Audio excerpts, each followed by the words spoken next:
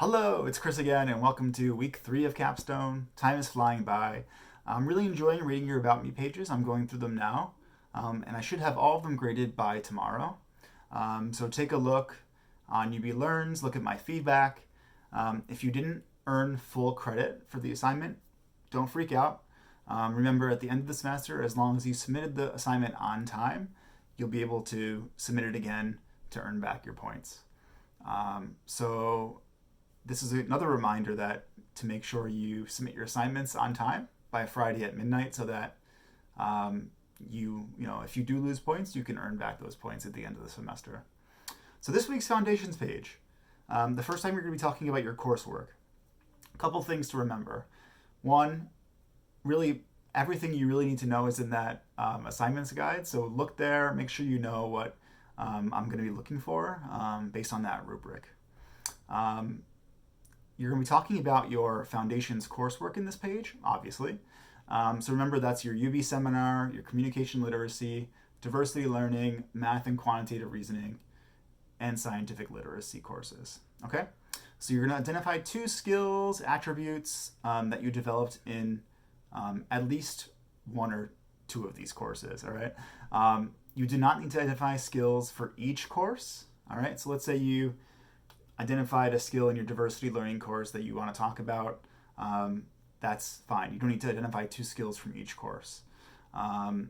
Ideally, it works really well if the skill you're talking about was developed in a couple of different courses in your foundations coursework, but it doesn't have to be. Another thing to keep in mind is that you can also bring in sort of ideas from other courses as well to highlight the skill that you developed, but the skill should be developed in that foundations coursework, okay?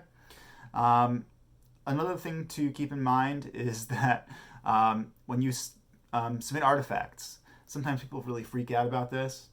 Don't worry.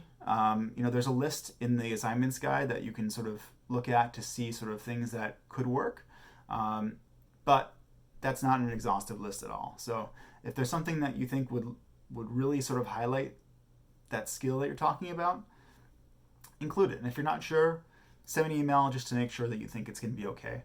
I'd say the artifact doesn't have to be from the foundations coursework. I think because you're talking about a skill you developed, it just makes sense that it probably will be.